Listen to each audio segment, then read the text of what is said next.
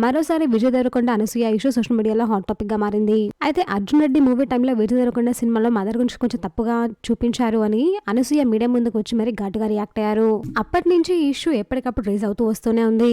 కాంట్రవర్సీలో Anasuya Vijay Devarakonda issue maximum ఉంటుంది. ఇద్దరి మధ్య ట్వీట్ల వార్ కూడా జరిగింది. అయితే అసలు విషయం ఏంటి అంటే రీసెంట్ గా అనసూయ జగపతి బాబు నటించిన సింబా మూవీ ట్రైలర్ రిలీజ్ అయింది.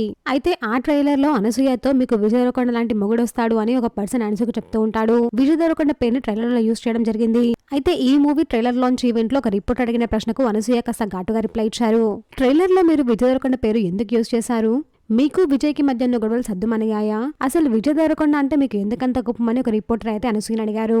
దీనికి అనసూయ కాస్త ఘాటుగానే రిప్లై ఇచ్చారు. నాకు విజయ్ దేవరకొండ మధ్య ఎలాంటి గొడవలు లేవు. ఒక చోట ఫోకస్ లైమ్లైట్ ఉన్నప్పుడు మనం పద్ధతిగా ఉండాలి.